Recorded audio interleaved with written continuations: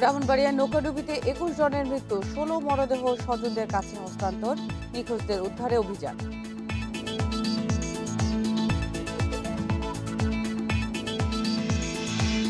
ভারতের জরুরি অবতরণ করা বিমানের ফ্লাইট মধ্যরাতে ঢাকায় পৌঁছেছে। ১২৪ যাত্রী সবাই সুস্থ আছেন।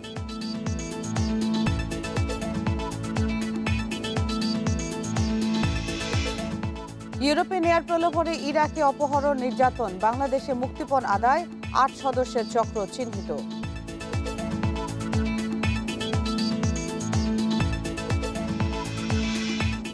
রাজধানীর জুরাইনে ভয়ঙ্কর রূপ নিয়েছে ডেঙ্গুর প্রকোপ, বাড়ি বাড়ি রোগী, ২৭ দিনে প্রাণ গেছে ৮ জনের।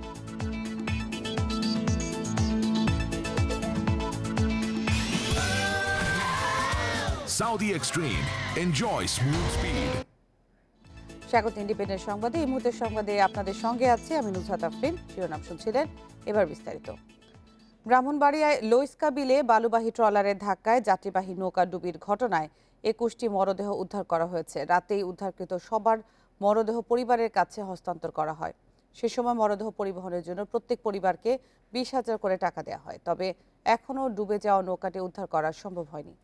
নিখোঁজদের সন্ধানে অভিযান চালাতে ও ডুবে যাওয়া নৌকা উদ্ধার করতে সকাল থেকে শুরু হবে উদ্ধার অভিযান। এই ঘটনায় গতকাল রাতেই সেই ট্রলারের ৩ কর্মীকে আটক করা হয়েছে। গঠন করা হয়েছে ৩ সদস্যের তদন্ত কমিটি। শুক্রবার বিকেলে চম্পকনগর ঘাট থেকে শতাধিক যাত্রী নিয়ে আনন্দবাজার ঘাটে যাচ্ছিল নৌকাটি। সোয়া ৫টার দিকে লইস্কা বিলে বালুবাহী ট্রাকের ধাক্কায় ডুবে যায় সেটি। এর পরপরই উদ্ধার কাজে নামেন স্থানীয়রা। পরে যোগ দেয় ফায়ার সার্ভিসের ডুবুরি দল। আরেকটা নৌকা বাড়ি দেখেছি দেয়া যাওয়ার পরে এই বালুর নৌকার বাড়ি লেগে এই সাইডে গিয়া বাম সাইডে না হাইটে ডাইনে দিয়েছে সবাই বালুর বাড়ি গিয়া গাড়িটার উপরে উঠিয়েছে।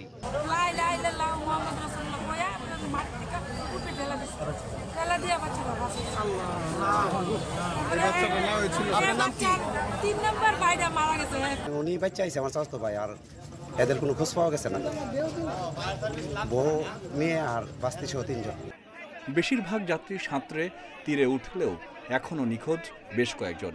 আহতদের নেওয়া হয়েছে ব্রাহ্মণবাড়িয়া জেনারেল হাসপাতালে। এদিকে নিহতদের পরিবার প্রতি ২০,০০০ টাকা করে দেওয়ার কথা জানিয়েছে জেলা প্রশাসন। পাশাপাশি দুর্ঘটনার কারণ অনুসন্ধানে গঠন করা হয়েছে ৩ সদস্যের তদন্ত কমিটি। যাত্রীবাহী যে ট্রলারটি নিখোঁজ সেটিকে আমরা উদ্ধারের প্রচেষ্টা রয়েছে। একই সাথে ফায়ার সার্ভিস ও অন্যান্য স্থানীয় জনগণ সহযোগিতা করেছে। ইতিমধ্যে আমরা একটা তদন্ত কমিটি গঠন করেছি অতিরিক্ত জেলা ম্যাজিস্ট্রেট নির্দেশে। যারা নিহত হয়েছেন প্রত্যেকের পরিবারকে আমরা প্রশাসনের পক্ষ থেকে ২০,০০০ টাকা করে দিচ্ছি। যথাযথ আইনানুগ প্রক্রিয়া অনুসরণ করে এই কারণ অনুসন্ধান করে এই যে ঘটনার দোষী ব্যক্তিদের প্রতি ব্যবস্থা নেওয়া হবে। বালুবাহী যে ট্রাকের ধাক্কায় ডুবেছে যাত্রীবাহী নৌকাটি, তার ৩ কর্মীকে আটক করেছে পুলিশ। Independent News desk. এ বিষয়ে আরো জানাতে যোগ দিচ্ছেন সহকর্মী জাবেদ রহিম। রহিম, দুর্ঘটনাটি কিভাবে ঘটলো? আমরা গতকালকে যেমনটি জানছিলাম যে বালুবাহী একটি ট্রলার আসলে নৌকাটিকে ধাক্কা দিয়েছে। কতজন লোক ছিল এটি নিশ্চিত হয়েছে কিনা, আর নতুন করে কোনো মরদেহ উদ্ধার করা হয়েছে কিনা, কি তথ্য রয়েছে আপনার কাছে? আপনি জানেন যে ব্রাহ্মণবাড়িয়ার লইস্কা বিলে শুক্রবার বিকেলে এই দুর্ঘটনাটি ঘটে। আমাদেরকে ব্রাহ্মণবাড়িয়ার পুলিশ সুপার এবং জেলা প্রশাসক জানিয়েছেন যে বালুবাহী 2টি বলগেট এবং যাত্রীবাহী নৌকাটির মধ্যে সংঘর্ষের ঘটনা ঘটে। তখনই 2টি বালুবাহী নৌকার চাপে এই নৌকাটি ডুবে যায় এবং উল্টে পানিতে তলিয়ে যায় এবং সেইখানে যাত্রীর সংখ্যা ১২০ জন প্রশাসন থেকে জানানো হচ্ছিল আমাদেরকে যে ১২০ জন যাত্রী ছিল। তো রাত্রে 11:30 পর্যন্ত যে উদ্ধার অভিযান চলে তাতে ২১ জনের মরদেহ উদ্ধার হয় এবং রাতেই ব্রাহ্মণবাড়িয়া জেনারেল হাসপাতাল থেকে জেলা প্রশাসনের কর্মকর্তারা, পুলিশ প্রশাসনের কর্মকর্তারা উপস্থিত থেকে স্বজনদের কাছে তাদের মরদেহগুলো হস্তান্তর করেন। সে সময় পরিবহন খরচ হিসেবে মরদেহ পরিবহন খরচ হিসেবে প্রত্যেককে ২০,০০০ টাকা করে প্রদান করা হয় এবং এই ঘটনার যে একটি তদন্ত কমিটি করেছে জেলা প্রশাসন, ৩ সদস্যের একটি তদন্ত কমিটি, সেই কমিটি ইতিমধ্যে কাজ শুরু করেছে এবং আজকে নৌকাটি কিন্তু রাতে উদ্ধার হয়নি। আজকে নৌকাটি উদ্ধারে নতুন করে আজকে অভিযান শুরু হবে বলে আমরা প্রশাসনের কাছ থেকে জানতে পেরেছি। রহিম, ঠিক কখন থেকে আসলে অভিযানটি শুরু হবে? আমরা আমরা যে খবর নিয়েছি এখন পর্যন্ত উদ্ধার অভিযান শুরু হয়নি, কারণ আপনি জানেন যে নৌকাটি উল্টে গিয়েছে পানির নিচে, সেটি উদ্ধার করতে ভারী যন্ত্র প্রয়োজন হবে বলে আমাদেরকে জেলা প্রশাসক রাতে জানিয়েছেন। সেই কারণে রাতে সেটি উদ্ধার করা সম্ভব হয়নি। তবে ওই সময়ে ডুবুরিদের সহায়তায় নৌকাটির ভিতরে কোনো রকম মরদেহ আছে কিনা সেটি কিন্তু ভালোভাবে তল্লাশি করা হয়েছে। তারা নিশ্চিত হয়েছেন যে নৌকার ভিতরে কোনো মরদেহ নেই। তারপরেও নৌকাটি উদ্ধার হলে পুরোপুরি নিশ্চিত হওয়া যাবে যে আর কোনো মরদেহ এখানে রয়েছে কিনা। এটা তো একটি বিল, আসলে এখানে গভীরতা কতটুকু, ওখানে নৌকাটি আসলে রাতেই কেন পাওয়া যায়নি, এই সম্পর্কে আসলে যারা উদ্ধারকর্মী ছিলেন তারা কিছু বলেছেন আপনাকে? না, এটি আপনার যেখানে ঘটনাটি ঘটেছে সেটি হচ্ছে সিমনা ব্রাহ্মণবাড়িয়া সড়কের পাশেই এই বিলের একটি চলাচলের একটি খাল আছে। সেই খালেই মূলত এই ঘটনাটি ঘটেছে। যেখানে ঘটনাটি ঘটেছে সেখানে 15-20 ফুট পানি থাকতে পারে বলে আমাদেরকে জানিয়েছেন। এবং মূলত হচ্ছে যে নৌকা বলগেট দুটি চাপেই নৌকাটি এবং যাত্রী বোঝাই হওয়ার কারণে নৌকাটি আপনার ডুবে গিয়েছিল। জাভেদ রহিম জানাচ্ছিলেন ব্রাহ্মণবাড়িয়া থেকে। ইউরোপে ভালো চাকরির প্রলোভন দেখিয়ে ইরাক প্রবাসী বাংলাদেশিদের অপহরণ ও মুক্তিপণ আদায় করছে 8 সদস্যের একটি চক্র। টাকা আদায়ে কুর্দিস্তানে আটকে অমানবিক নির্যাতনের ভিডিও পাঠানো হয় স্বজনের কাছে। সম্প্রতি এমন মুক্তিপণ আদায়ের মামলায় 2 জনকে গ্রেপ্তারের পর এসব তথ্য জানিয়েছে পুলিশ। তাদের ফিরিয়ে আনতে কাজ করছে পুলিশের এনসিবি শাখা।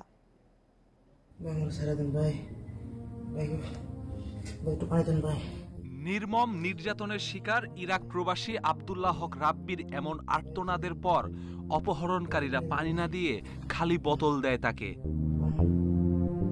নির্যাতনের ভিডিওটি রাব্বির বাবা কারওয়ান বাজারের মাছ বিক্রেতা বাদল মিয়ার কাছে পাঠানো হয় 2 আগস্ট। মুক্তিপণ চাওয়া হয় 10 লাখ টাকা, না দিলে রাব্বিকে পুড়িয়ে মারার হুমকিও দেয়া হয়। বাদল মিয়া জানান, ছেলের প্রাণ বাঁচাতে ধার দেনা করে মুক্তিপণের 5 লাখ টাকা দেন। এরপরও সন্ধান পাননি ছেলের। এরপর মামলা করেন হাতিরঝিল থানায়। আমার শুধু একটা বাচ্চা আছে ছেলে, এই ছেলেটার খান্দা অনেক সহ্য করতে পারি নাই। আবার ওর মা দানা পানি কোনো কিছু দেয় না, ভাত দিলে কয় ভাতের জন্য একটু আমার ছেলে বিদেশ গেছে। এখন আমরা টাকা পয়সা আমি ভাত খেয়ে কী করি, অনেক কান্দা গুলো গেছে স্যার। এখনও স্যার কান্না সারা আমার চোখে পানি আসে ছেলের অবস্থা দেখে। মোবাইল নম্বর যাচাই করে খিলগাঁওয়ের একটি ব্যাংকের খোঁজ পায় পুলিশ। সেখানে সিসিটিভি ক্যামেরার ফুটেজ দেখে এক নারীকে আটক করা হয়। আটক শাহনাজ বেগমের তথ্যে ফরিদপুর থেকে গ্রেপ্তার করা হয় রনি মুন্সি নামের আরেকজনকে। পুলিশ বলছে চক্রটি 8 সদস্যের। এদের মধ্যে ইরাকে অবস্থান করছে ফরিদপুরের জহুরুল ইসলাম, হাবিব ফকির, জিয়াউর রহমান ও সুনামগঞ্জের শিহাবুদ্দিন, আর পলাতক আতিয়া সুলতানা নিপা ও মুরাদ ফকির। গ্রেপ্তার হয়েছেন 2 জন। এই চক্রটির সদস্য সংখ্যা আমরা এখন পর্যন্ত 8 জনকে শনাক্ত করতে পেরেছি। 2 জনকে আটক করা হয়েছে। অন্যান্য সদস্যদেরকে আমরা গ্রেপ্তার করার চেষ্টা করছি। চক্রটি ইউরোপে নেয়ার প্রলোভনে ইরাকের কুর্দিস্তানে আটকে রেখে মুক্তিপণ দাবি করে আর টাকা আদায় করে বাংলাদেশে অবস্থানকারীরা। পরে হয় ভাগ বাটোয়ারা। আমরা শনাক্ত করেছি, তাদের সম্পর্কে অনেক তথ্য আমরা পেয়েছি। তো তাদেরকে ফিরিয়ে আনার বিষয়ে আমরা এনসিবির মাধ্যমে, আমাদের পুলিশ হেডকোয়ার্টার এনসিবির মাধ্যমে যোগাযোগ করছি এবং তাদের ফিরিয়ে আনার বিষয়ে আমরা প্রয়োজনীয় ব্যবস্থা নিচ্ছি। গ্রেপ্তার শাহনাজ ও রনি এরই মধ্যে দোষ স্বীকার করে আদালতে 164 ধারায় জবানবন্দি দিয়েছে। Masudur Rahman, independent News, Dhaka. ভারতের নাগপুরে জরুরি অবতরণ করা বিমানের ফ্লাইটটি 124 জন যাত্রী নিয়ে রাত 12:51 ঢাকায় পৌঁছেছে। ওমানের রাজধানী মাস্কাট থেকে আসার পথে পাইলট অসুস্থ হলে জরুরি অবতরণ করে বিমানের বোয়িং 737-8 ফ্লাইট। পরে ভারতে আটকে পড়া যাত্রীদের ঢাকায় আনতে নাগপুরে যায় 8 সদস্যের উদ্ধারকারী দল। ওমানের মাস্কাট থেকে নির্ধারিত সময়ের 4.5 ঘন্টা পর ভোর 6:30টায় ঢাকার উদ্দেশ্যে ছাড়ে বিমানের বোয়িং 737-8 ফ্লাইটটি। আকাশে ফ্লাই করার 2 ঘন্টা পর হঠাৎ করেই অসুস্থ হয়ে পড়েন বিমানের পাইলট। এর কিছুক্ষণের মধ্যেই ভারতের নাগপুর বিমানবন্দরে জরুরি অবতরণ করে বিমানটি। পরে সেখানেই দেশে ফেরার অপেক্ষায় থাকেন 124 জন যাত্রী। তাদের দেশে আনতে শুক্রবার সন্ধ্যা ৬টা ৪৫ শিডিউল ফ্লাইট 022 করে নাগপুর পৌঁছায় ৮ সদস্যের উদ্ধারকারী দল। পরে তাদের তত্ত্বাবধানেই ঢাকায় পৌঁছান যাত্রীরা। ইন্ডিয়া প্রায় 7 ঘন্টা 8 ঘন্টা ছিলাম ভাই আমরা। ইন্ডিয়া একটু ভোগান্তি পাইছি ভাই আমরা। বলছে অসুস্থ, কেডা অসুস্থ এটা বলছে না, এটা বলে না। 2 ঘন্টা পর্যন্ত চালানোর পর এরপর কাছে পাইলট বিল স্টক করছে। এরপর এখানে ল্যান্ড করছে, ল্যান্ড করার পর 10.5 ঘন্টা এখানে বসে রয়েছি। কোনো খাওয়া নাই, পানি নাই, একটা অশান্তি। এর আগে বিমানের ব্যবস্থাপনা পরিচালক জানান, ক্যাপ্টেন নওশাদ আতাউল কাইয়ুম অসুস্থ বোধ করলে জরুরি অবতরণের জন্য কলকাতা এয়ার ট্রাফিক কন্ট্রোলের সাথে যোগাযোগ করা হয়। পরে তারা নাগপুর অবতরণের কথা জানান। সেখানে স্থানীয় হোপ হাসপাতালে নিয়ে যাওয়া হয় পাইলট নওশাদকে। কলকাতার সাথে যোগাযোগ করে, তখন কলকাতা জানায় যে ঠিক আছে, আপনি নাগপুর কাছে ওখানে ল্যান্ড করতে পারবেন। অসুস্থতাজনিত কারণে ওনারা ওখানে ল্যান্ড করেন এবং পরবর্তীতে ল্যান্ড করার পরে ক্যাপ্টেনকে ওখানে একটা হসপিটালে নিয়ে যাওয়া হয়। উনি এখানে চিকিৎসাধীন আছে। শুক্রবার সকাল 11টার দিকে ওমান থেকে আসা বোয়িং 737-8 উড়োজাহাজটির শাহজালাল আন্তর্জাতিক বিমানবন্দরে অবতরণের কথা ছিল। Sohel Rana, independent News, Dhaka. রাজধানীর জুরাইনে ভয়ানক রূপ নিয়েছে ডেঙ্গু। 27 দিনে সেখানে মৃত্যু হয়েছে 8 জনের। প্রতি বাড়িতেই রোগী 2 থেকে 5 জন। তবে মোট কতজন আক্রান্ত তা বলতে পারছে না সিটি কর্পোরেশন বা স্বাস্থ্য অধিদপ্তর। আর পরিস্থিতির অবনতির জন্য বাসিন্দাদের দুষছেন কাউন্সিলর।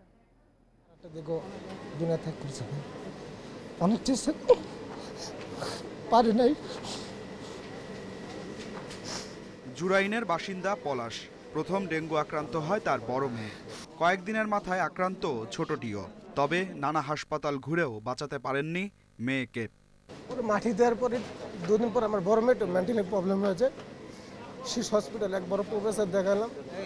ওখানে দেখানোর পর বললো যে আপনার মেয়েটাকে একটু সাবধানে রাখেন ভাই, যেহেতু জোরের বোন। রাজধানীর জুরাইনের 53 নম্বর ওয়ার্ডের অন্তত 8টি পরিবার ডেঙ্গুতে স্বজন হারিয়েছেন। অভিযোগ, ঠিকমতো মশার ওষুধ ছিটানো হয় না। আপনার আম্মুর যে ডেঙ্গুটা সেটা হচ্ছে লাস্ট স্টেজের, এই জন্য এটা ওয়ার্ল্ড ওয়াইড নাকি 100 জনে 30 জনই মারা যায়। তখন আমরা বুঝতে পারছি আচ্ছা তাহলে এটা অনেক ডেঞ্জারাস হয়ে গেছে। দেন আম্মু 16 তারিখ সকালে মানে দুপুরের দিকে মারা যায়। 1 মাসের বেশি সময় ধরে পূর্ব জুরাইনের প্রায় সব বাড়িতেই আছে ডেঙ্গু রোগী। তবে ঠিক কতজন আক্রান্ত সে তথ্য সিটি কর্পোরেশন বা স্বাস্থ্য অধিদপ্তরের কাছে না থাকলেও স্থানীয়দের দাবি সে সংখ্যা 1000-এর বেশি। প্রতিদিন ওষুধ দেয় না, 2 দিন 4 দিন পর পর তারা ওষুধ দেয়, কিন্তু ওষুধের আমাদের জানা মতে, এলাকাবাসীর জানা মতে এটা কোনো কার্যকারিতা নাই। ডেঙ্গুর ব্যাপারে যতটুকু পদক্ষেপ নেওয়া প্রয়োজন আমার মনে হয় আমাদের অত্র এলাকায় তার একটা ঘাটতি আছে। তো সেক্ষেত্রে তারা কোনোভাবে দায় অনুভব করে না এবং যেহেতু জবাবদিহিতা নাই এবং দায় নাই, তো এর ফলাফল আমরা এখানে ভোগ করছি। পরিস্থিতি যখন উদ্বেগজনক তখন কাউন্সিলরের দাবি পরিস্থিতি আছে নিয়ন্ত্রণেই। ডেঙ্গু আক্রান্তের দায় চাপাচ্ছেন বাসিন্দাদের উপরে। আমরা কাজ করে যাচ্ছি, ওষুধ দিয়ে যাচ্ছি, কিন্তু মানুষ তো সচেতন হইতে হবে। আপনি ঘরে ঘরে যদি নিচে থাকে, ওইখানে যদি ডিম তৈরি হয়, আপনি এগুলো তো আপনি পরিষ্কার করার দায়িত্ব। আপনি বাড়িওয়ালা আছেন, ভাড়াটি আছেন, আপনারও তো দায়িত্ব আছে। জুরাইনে জলাবদ্ধতা প্রায় নিয়মিত ঘটনা। এডিস নির্মূল কার্যক্রমও পর্যাপ্ত নয়। সে কারণেই পরিস্থিতির অবনতি হয়েছে জানাচ্ছেন স্থানীয়রা। Adilur Rahman, independent News, Dhaka. এদিকে গত 24 ঘন্টায় 184 জন রোগী ডেঙ্গু আক্রান্ত হয়েছে। এর মধ্যে একদিনেই ঢাকার বিভিন্ন হাসপাতালে ভর্তি হয়েছেন 169 জন। বিকেলে স্বাস্থ্য অধিদপ্তর এক সংবাদ বিজ্ঞপ্তিতে এই তথ্য দিয়েছে। স্বাস্থ্য অধিদপ্তর জানিয়েছে বর্তমানে সারা দেশে চিকিৎসাধীন মোট 1032 জন ডেঙ্গু রোগী। আর ঢাকাতে ভর্তি আছেন 905 জন। এবছর এখন পর্যন্ত 9305 জন ডেঙ্গু রোগী শনাক্ত হয়েছে। এবছর ডেঙ্গু জ্বরে 40 জনের মৃত্যুর খবর রয়েছে আইডিসিআর এর কাছে।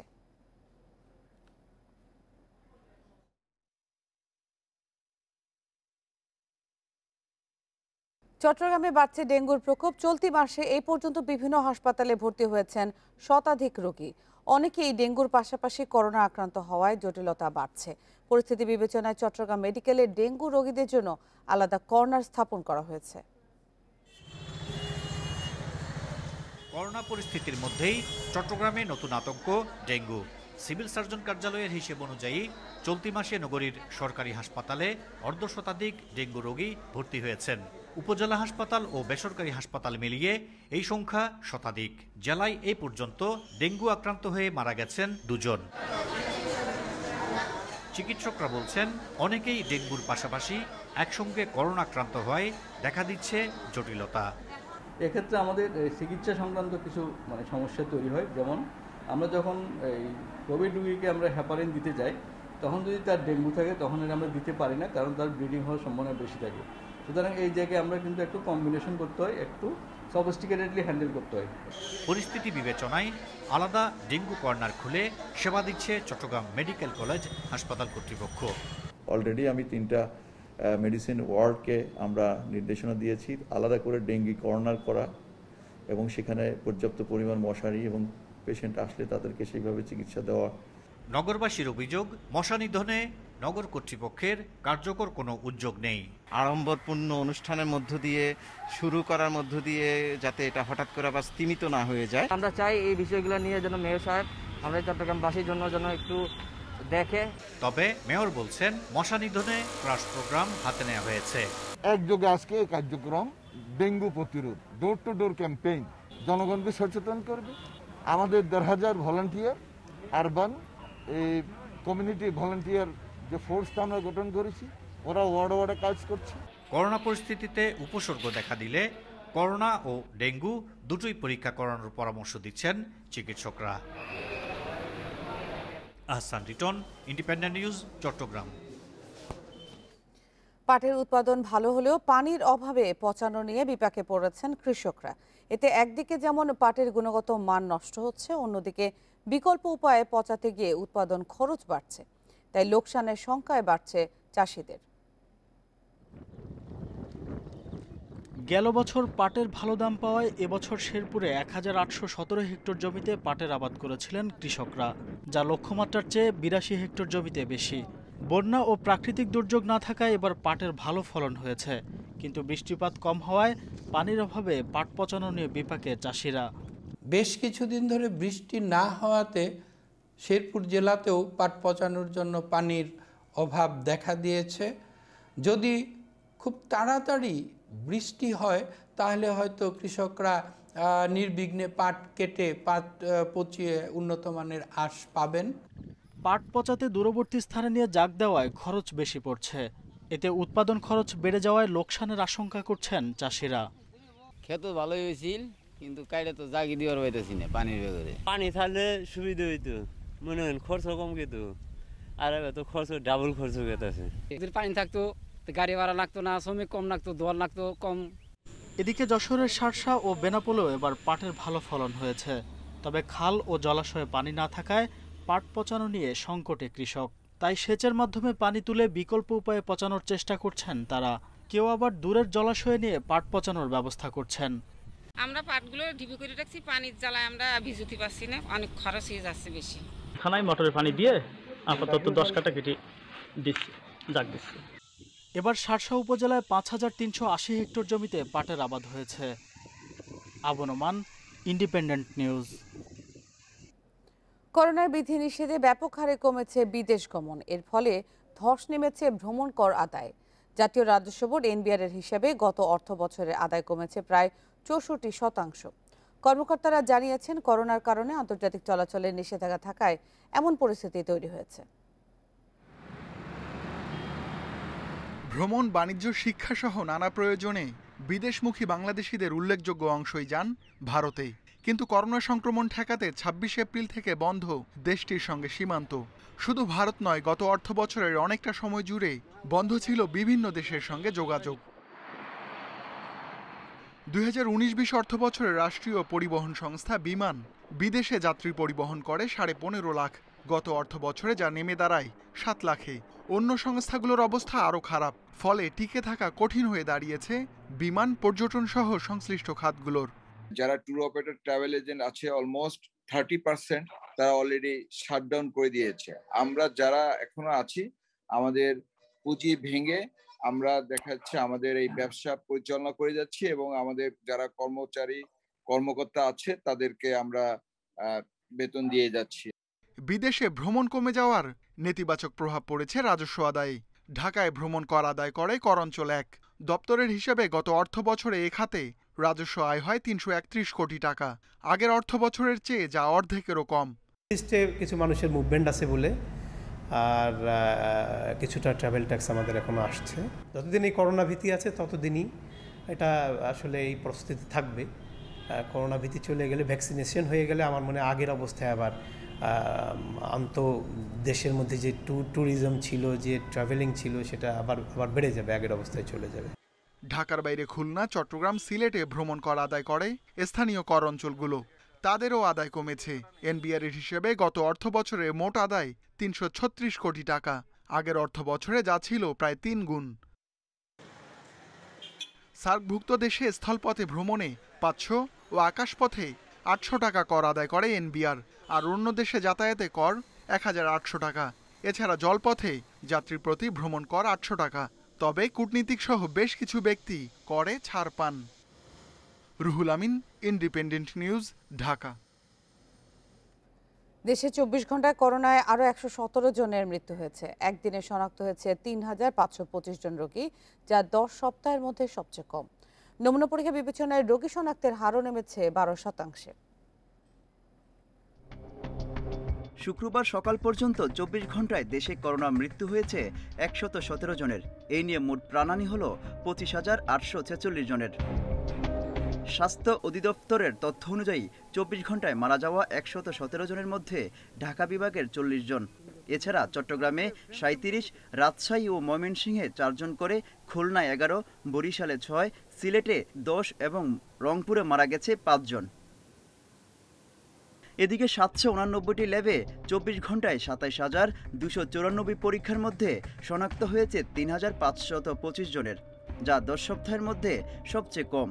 সবশেষ গত ১৯ জুন এর চেয়ে কম ৩,০৫৭ জন ছিল রোগী শনাক্ত।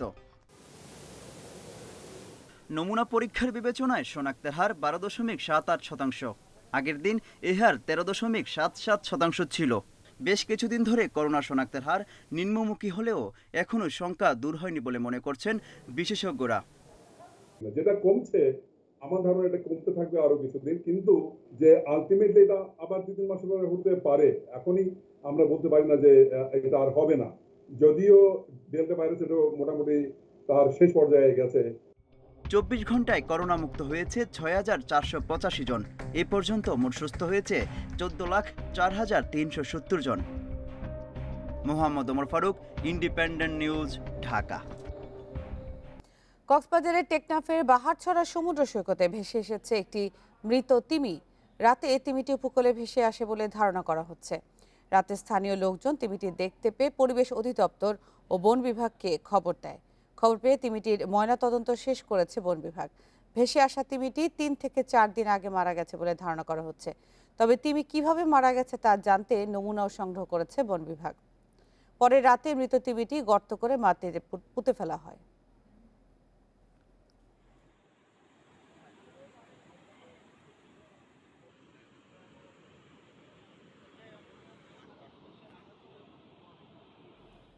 অপেশাদারদের দিয়ে অবৈধ গ্যাস লাইন মেরামত করাতে গিয়ে মিরপুরের বিস্ফোরণ ঘটেছে।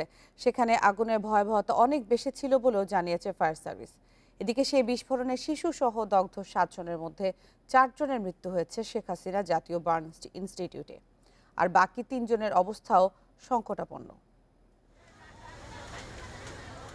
গ্যাসের পাইপে পানি জমে থাকায় ১ সপ্তাহ ধরে রান্নার সময় প্রয়োজনীয় গ্যাস পাচ্ছিল না এই বাড়ির বাসিন্দারা। তাই চাপ বাড়ানোর জন্য বুধবার রাতে মেরামতের সময়ই আগুন ধরে যায়। বিস্ফোরণের সময় বিকট শব্দে কেঁপে ওঠে পুরো এলাকা।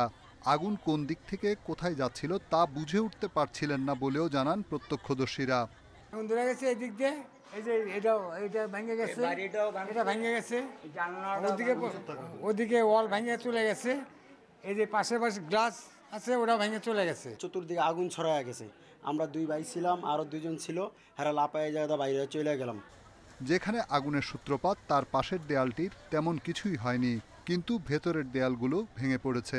ফায়ার সার্ভিস বলছে পাইপ দিয়েই গ্যাস ঘরের ভেতরে চলে যায়, আর পাইপে আটকে পড়া গ্যাস থেকে ঘটে বিস্ফোরণ। সেখানে দগ্ধ হন 5 জন। গ্যাস যখন লিকেজ হয়, গ্যাস যেখানে যেখানে ফাঁকা পাবে, যেখানে যেখানে গ্যাসগুলো ছড়িয়ে যাবে, বিস্ফোরণ হওয়ার সাথে সাথে ওই গ্যাসে একই সাথে যেহেতু আগুন ধরে বিস্ফোরণটা ঘটে, যেখানে যেখানে গ্যাসের উপস্থিতি ছিল সেই এলাকাটাই এফেক্টেড হয়েছে।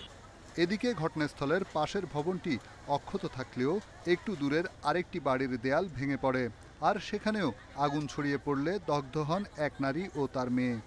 বাচ্চা যে এদিকে গেছে, ওর মা গেছে, আর যে বিস্ফোরণ হয়েছে বাচ্চা আর আমার বাচ্চার মাটা মানে একদম জ্বলে পুড়ে।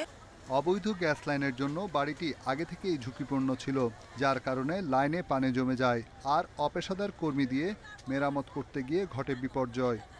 রাইজারের আগে অতিরিক্ত একটা লাইন আমরা পেয়েছি, যে লাইনটা আমরা এক সাইড খোলা অবস্থায় পেয়েছি, যার কারণে গ্যাসের ফ্লোটা অনেক বেশি ছিল।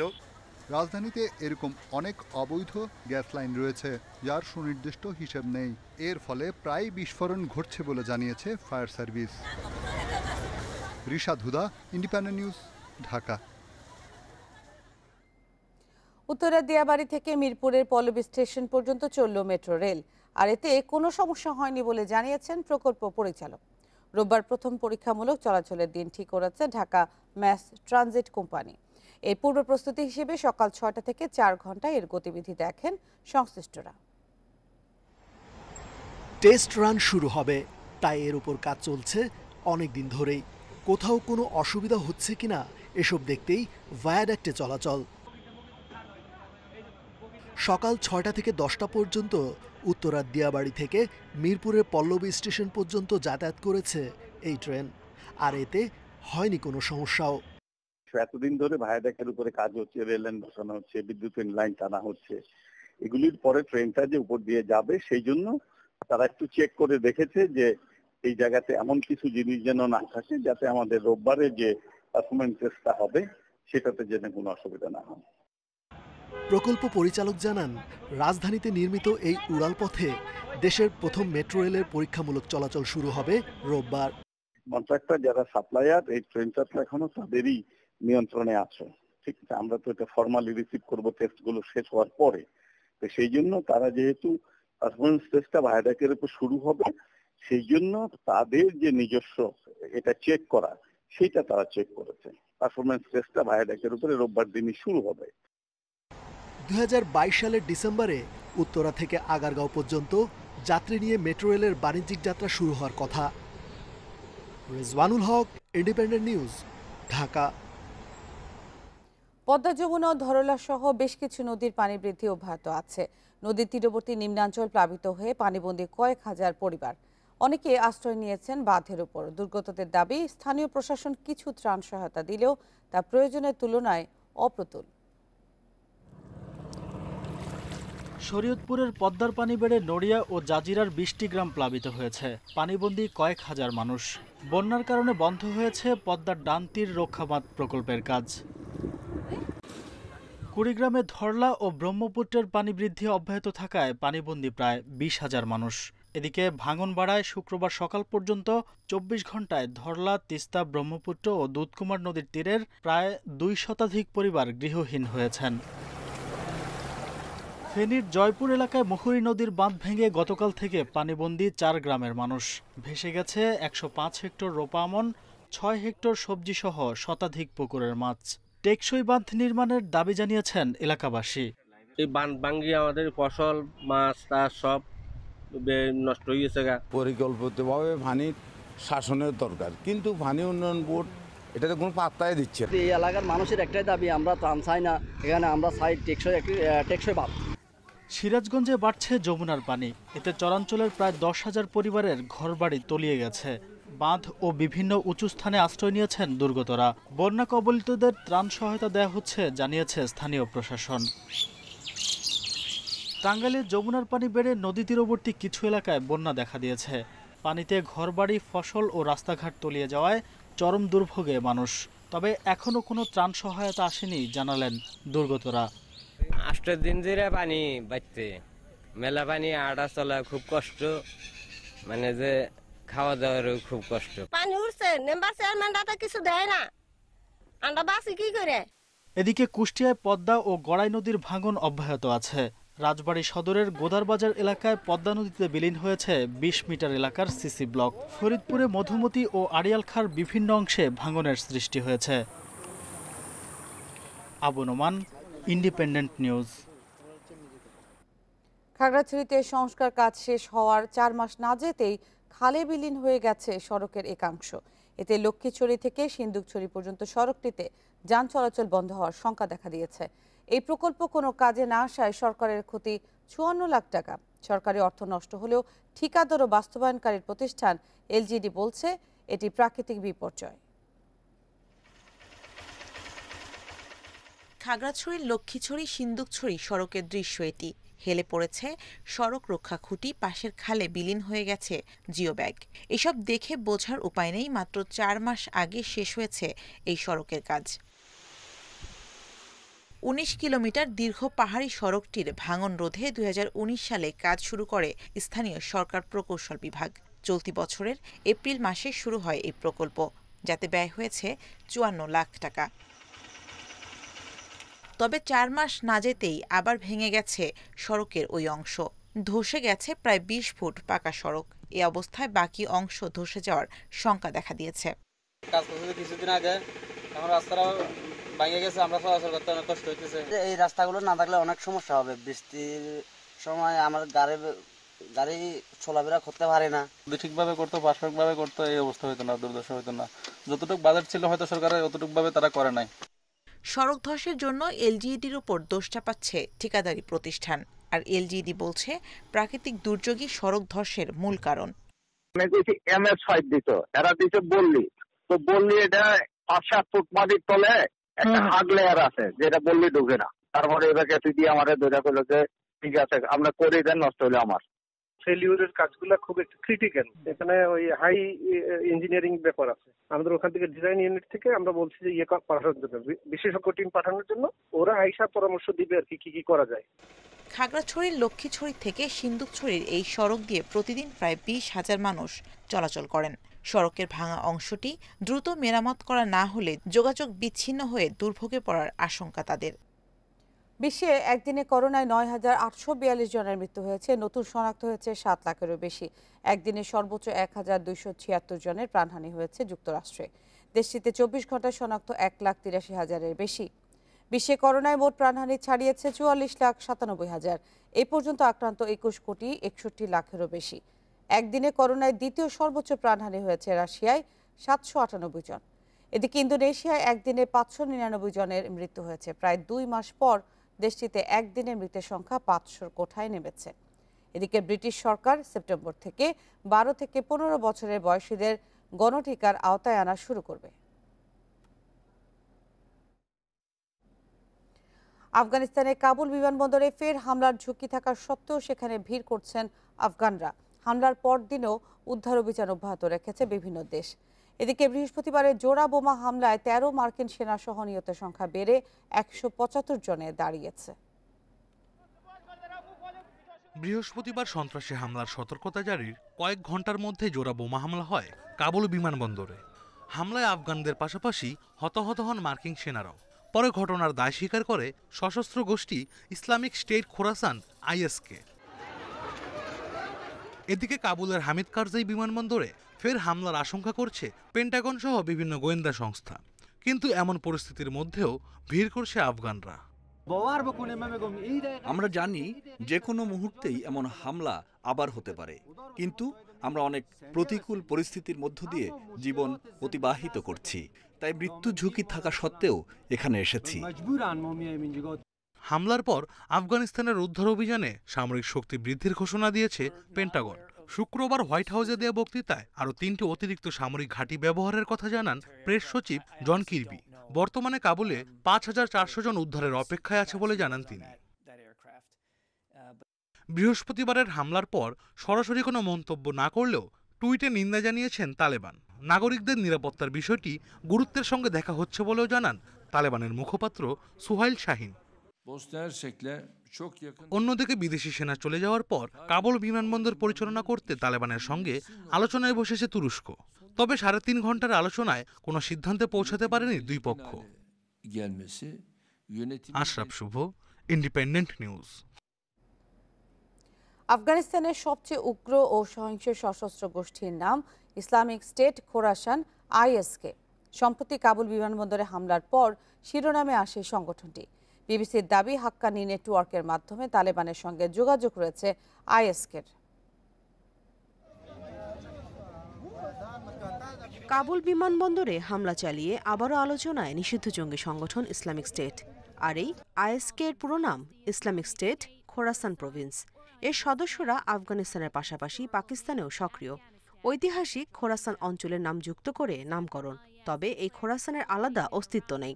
ইরান, তুর্কমেনিস্তান ও আফগানিস্তানের মধ্যে বিলীন হয়ে গেছে। 2015 সালের জানুয়ারিতে আইএসকে এর যাত্রা শুরু। আফগানিস্তান ও পাকিস্তানের তালেবানের সদস্যদের নিয়ে তৈরি হয় সংগঠনটি। তারা মনে করে তালেবান যথেষ্ট শক্তিশালী নয় বা তাদের সে আদর্শ বাস্তবায়নে নয় যথেষ্ট কঠোর। 2020 সালের মে মাসে কাবুলের হাসপাতালেও হামলা চালিয়েছিল তারা। এবছরের মে মাসে কাবুলে মেয়েদের একটি স্কুলে হামলা চালিয়েছিল আইএসকে।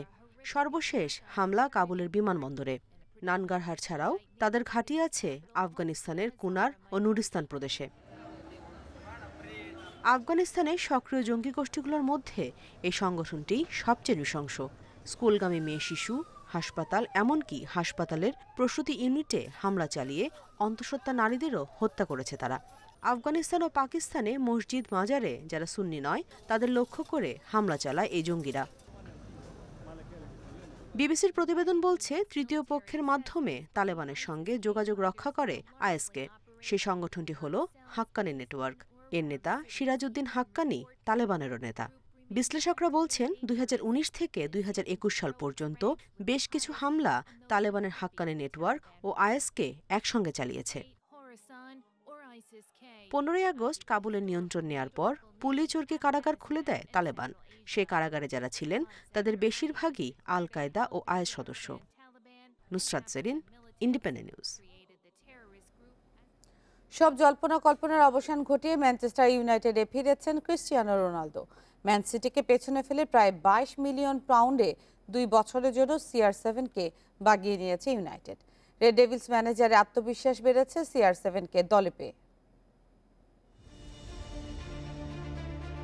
1.5 যুগ আগের কথা, পর্তুগাল থেকে ম্যানচেস্টার ইউনাইটেডে এসেছিল 18 বছরের রোনালদো। বিশ্বসেরা হওয়ার স্বপ্ন নিয়ে স্যার অ্যালেক্স ফার্গুসনের ছায়ায় সে ছেলেটাই ধীরে ধীরে হয়ে ওঠে ম্যান ইউনাইটেডের বড় ব্র্যান্ড।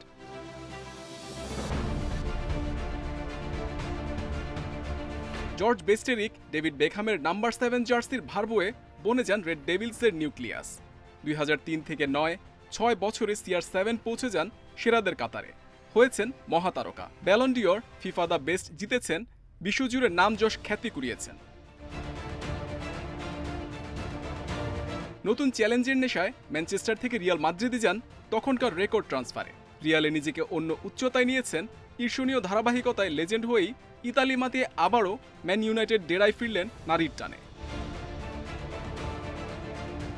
36-এ রোনালদো ক্যারিয়ারের পরন্ত বেলায় ইউনাইটেডকে কতটা টেনে নিতে পারবেন তার একাগ্রতার নিবেদন নিয়ে কখনোই প্রশ্ন ওঠেনি। বর্তমান কোচ সুলশেয়ার ও একসময় দলের সতীর্থ ও ক্লাব কিংবদন্তিরা পর্তুগিজ যুবরাজ ফেরায় রোমাঞ্চিত। রোনালদো সর্বকালের সেরা খেলোয়াড়ের একজন। ও দলে থাকায় আমাদের ট্রফি জয়ের সম্ভাবনা বাড়বে। রোনালদো দলের হারানো ঐতিহ্য ফেরাবে আশা করি। রোনালদোর সাথে খেলার অনেক অভিজ্ঞতা আছে আমার। ওর মধ্যে জয়ের ক্ষুধা আছে। ওর প্রত্যাবর্তন দলকে অন্য উচ্চতায় নিয়ে যাবে। চির প্রতিদ্বন্দ্বী সিটিতে নয়, প্রিয় ক্লাবে রোনালদো ফেরায় ইউনাইটেডে এখন চলছে উৎসব। আগের 6 বছরে 3টা EPL, 1 চ্যাম্পিয়ন্স লিগ সহ 9 ট্রফি জিতেছেন ফার্গুসনের অধীনে। এবার সুলশেয়ারকে নিয়ে ইউনাইটেডের ঐতিহ্য ফিরিয়ে দিতে পারবেন কি Ronaldo? Mohammad Nazim, independent news. নিউজিল্যান্ডের বিপক্ষে টি-20 সিরিজের জন্য প্রস্তুতি শুরু করেছে বাংলাদেশ দল। অনুশীলনে বাড়তি গুরুত্ব ব্যাটিং বোলিংয়ে। মুশফিক ও লিটন ফিরলেও কোয়ারেন্টাইন শেষ না হওয়ায় শুক্রবার অনুশীলনে যোগ দিতে পারেননি সাকিব। আজ যোগ দেবেন টাইগার অলরাউন্ডার। শুধু বোলিং নয়, ব্যাটিংয়েও ভালো করে সিরিজ জিততে চান নুরুল হাসান সোহান। কোয়ারেন্টাইনের পর টাইগারদের প্রথম অনুশীলন, লক্ষ্য একটাই, অস্ট্রেলিয়ার মতো নিউজিল্যান্ডকেও টি-20 সিরিজে প্রথমবার হারানো। তবে কোচিং স্টাফের নজর টি-20 বিশ্বকাপের প্রস্তুতিতে, কারণ বিশ্বকাপের আগে এটাই তো শেষ সিরিজ। অন্যদিকে সোহান, নাইম, সৌম্যদের জন্য টি-20 বিশ্বকাপে জায়গা করে নেওয়ার শেষ সুযোগ। তামিম সহ 4 জন ওপেনার, উইকেটের পেছনে সোহানের লড়াইটা মুশফিক লিটনের সাথে। শামীম বিপ্লবের জন্য প্রমাণের মঞ্চ। হোম ও হোটেল মিলিয়ে কোয়ারেন্টাইন করতে হয়েছে 5 দিন। জড়তা কাটাতে 3 ঘন্টার সূচি ছাড়িয়ে 4 ঘন্টা অনুশীলন করেছে বাংলাদেশ দল, যেখানে ব্যাটিংয়েই কেটেছে বেশিরভাগ সময়। অজিদের বিপক্ষে বেশিরভাগ ব্যাটসম্যান যে রান পাননি। নিউজিল্যান্ড ভালো টিম, আমার কাছে মনে হয় যে খুব কম্পিটিটিভ একটা সিরিজ হবে, এবং আমার কাছে যেটা মনে হয় যে যেটা বললাম যে টিম হিসেবে যদি আমরা খেলতে পারি অবশ্যই তাহলে আমাদের ভালো রেজাল্ট হওয়ার সম্ভাবনা খুব বেশি থাকবে। স্পিনিং উইকেটের ফায়দা আরও একবার নিতে হবে টাইগার বোলারদের। প্রথম অনুশীলনে স্পিন বোলিং কোচ হেরাতের সাথে লম্বা সময় পরিকল্পনায় ব্যস্ত ছিলেন ডমিঙ্গো। কিউইরা যে স্পিন মোকাবিলায় অজিদের চেয়ে কিছুটা এগিয়ে। বোলিং ইউনিট হিসেবে আমরা খুব ভালো করেছি, সত্যি কথা বলতে মুস্তাফিজ তো অসাধারণ ছিল, এবং আমার কাছে মনে হয় সাকিব ভাই, শরীফুল সবাই খুবই ভালো সাপোর্ট দিয়েছে, মেহেদি সবাই খুব ভালো বোলিং করেছে আমার কাছে মনে হয়, এবং সত্যি কথা বলতে যে আমরা টিম হিসেবে খেলতে পেরেছি এটাই আমাদের সবথেকে ইম্পর্টেন্ট। অস্ট্রেলিয়ার বিপক্ষে ছিলেন না মুশফিক লিটন। 1 মাস পর দলীয় অনুশীলনে নেমে ব্যাটিং ফিল্ডিং ঝালিয়ে নিয়েছেন সাধ্যমতো। প্রথম দিনের অনুশীলনে ছিলেন না সাকিব। কোয়ারেন্টাইন শেষ করে শনিবার প্রস্তুতি শুরু করতে পারবেন tiger icon. Mazharul Islam, independent news. Series শুরুর আগে করোনার ধাক্কা বাংলাদেশ সফরে ফিন অ্যালনের বদলি হিসেবে পেসার ম্যাট হেনরিকে পাঠাচ্ছে নিউজিল্যান্ড ক্রিকেট। বাংলাদেশের মন্থর উইকেট নিয়ে সতর্ক হেনরি কাজে লাগাতে চান ভারত ও সংযুক্ত আরব আমিরাতে খেলার অভিজ্ঞতা। এমন বাংলাদেশ মিশন দ্রুতই ভুলে যেতে চাইবেন ফিন অ্যালেন। মাঠে নামার আগে হয়েছেন কোভিড পজিটিভ। ব্ল্যাক ক্যাপস ওপেনারের বিকল্প হিসেবে বাংলাদেশ মিশনে নতুন সংযোজন ম্যাট হেনরি। ব্যাটসম্যান অ্যালেনের বদলি পেসার হেনরি। নিউজিল্যান্ড ম্যানেজমেন্ট নিশ্চিত করেছে ক্রিকেটেও সামর্থ্য নয়, ম্যানেজমেন্ট আইসোলেশন, কোয়ারেন্টাইন এবং দ্রুত সময়ের মধ্যে সফরের জন্য প্রস্তুত থাকা, সবকিছু মিলিয়েই নেওয়া হয়েছে হেনরিকে। ফিনের হুবহু বদলি ম্যাট নয়, কিন্তু খুব অল্প সময়ের মধ্যেই আমাদের সিদ্ধান্ত নিতে হবে। হেনরির কোভিড-19-এর 2টি ডোজই নেওয়া হয়েছে। ক্রিকেটাররা যাতে নির্ভর থাকে সেভাবেই পরিকল্পনা সাজাচ্ছি। 2019 বিশ্বকাপে বিখ্যাত ব্ল্যাক ক্যাপস বোলিং অ্যাটাকের অন্যতম সদস্য, কিন্তু বাংলাদেশের কন্ডিশন আলাদা। মন্থর উইকেটের চ্যালেঞ্জ নেবার অপেক্ষায় হেনরি। ঘরের মাটিতে বাংলাদেশ বরাবরই শক্তিশালী দল, ওরা কন্ডিশনের সুবিধা দারুণভাবে কাজে লাগায়। সবশেষ অস্ট্রেলিয়া সিরিজেও সেটা দেখা গেছে। লিঙ্কনে আমরা মন্থর উইকেটে অনুশীলন করেছি যাতে গতি বৈচিত্র্যের সাথে মানিয়ে নিতে পারি। কোয়ারেন্টাইন জটিলতায় বাংলাদেশ সফরের শুরুটায় থাকছেন না হেনরি। মঙ্গলবার ঢাকা পৌঁছে 3 দিনের কোয়ারেন্টাইন, বুধবার মিরপুরে শুরু সিরিজের প্রথম টি-20। জহিরুল ইসলাম, ইন্ডিপেন্ডেন্ট নিউজ। 5 বছর পরে এফসি কাপ খেলার সুযোগ পেল শেখ জামাল। বিপিএল ফুটবলের রোমাঞ্চকর ম্যাচে মোহামেডানকে 2-0 গোলে হারিয়ে রানার্স আপ হয়েছে ধানমন্ডির ক্লাবটি। কপাল পুড়েছে আবাহনীর। শেষ ম্যাচে চ্যাম্পিয়ন বসুন্ধরা কিংসের বিপক্ষে নিয়ম রক্ষার ম্যাচে নামবে আকাশী নীলরা। দেশের ফুটবলে এমন দৃশ্য নতুন নয়। আচরণবিধি ভঙ্গে নিয়মিত কাঠগড়ায় বাফুফে। শেখ জামাল ব্রাদার্স ম্যাচের অনাকাঙ্ক্ষিত ঘটনা তারই উদাহরণ। শুক্রবারের ম্যাচেও দেখা গেছে এমন দৃশ্য। রেফারির লাল কার্ডে টেম্পারমেন্ট হারানো উজবেকিস্তান মিডফিল্ডার তেরে আসেন মোহামেডান ডাগআউটে। পরে সাদা কালোদের বলবয়দের লাল কার্ড দেখান রেফারি। দুই দলের জন্য যে মোহামেডানে একটা পয়েন্ট পেলে ওদের একটা পজিশনটা ভালো হতো, আমরা যদি হেরে যে আমাদের রেজাল্ট ওয়েট করতে হতো। এই সমস্ত কারণে এই সমস্ত ম্যাচে এরকম হয়। খেলার মাঠে যদি এরকম 2-4টা টুকটাক কিছু না হয় তাহলে ফুটবল হলো কেন? তবে সবকিছু ছাপিয়ে টেবিলের 2-এর এমন রোমাঞ্চকর লড়াই শেষ কবে দেখা গেছে সেটা বলতে গেলেও হয়তো কষ্ট হবে। 5 বছর পর এএফসি কাপে খেলার এমন সুবর্ণ সুযোগ লুফে নিয়েছে শেখ জামাল ধানমন্ডি ক্লাব। মোহামেডানকে 2-0 গোলে হারিয়ে চলতি লিগের runners up ইয়েলোফিয়াররা। Coach Shafiqul Islam মানিকের অধীনে সাফল্যের পাল্লা ভারী হয়েছে শেখ জামালের। 40 ম্যাচে 19 জয়ের সাথে 10 ড্র, হার 11টিতে। নতুন কোচ মোশাররফ হোসেন বাদলের অধীনেও ধারাবাহিকতা রক্ষা করা গেছে। ম্যানেজমেন্টের চেষ্টায় ঘরোয়া ফুটবলে পুনরায় জাগরণের ডাক ধানমন্ডির দলটির। আমাদের যে টিম আছে তার মধ্যে নতুন কিছু প্লেয়ার ইনক্লুড করব, যারা আমাদের যেই জায়গাটা গ্যাপ ছিল সেই গ্যাপটাকে পরিপূর্ণ করে আগামীতে যেন দেশের বাইরে যদি খেলতে যাই আমাদের দেশের সুনামের স্বার্থে আমরা একটা ভালো টিম করে যাব। পুরো টুর্নামেন্টে অদম্য ওমর জোবে হেভিওয়েট প্রতিপক্ষের সাথে পাল্লা দিয়ে এখন পর্যন্ত লিগের সর্বোচ্চ গোলের কারিগর এই ফরওয়ার্ড। সমান গোল বসুন্ধরা কিংসের ব্রাজিলিয়ান রিক্রুট রবসন রবিনিওর। শেখ জামালের জয়ে কপাল পুড়েছে আবাহনীর। চ্যাম্পিয়ন বসুন্ধরার বিপক্ষে নিয়মরক্ষার শেষ ম্যাচে মাঠে নামবে আকাশী নীলরা। আর মোহামেডানের হারে সেরা 5-এ চট্টগ্রাম আবাহনী। Kamrul Hasnat, Independent News, Dhaka. এই ছিল এখনকার সংবাদে। ইন্ডিপেন্ডেন্ট টেলিভিশন সব খবরের বিস্তারিত দেখতে চোখ রাখুন ফেসবুক, ইউটিউব, টুইটারে। ধন্যবাদ সবাইকে।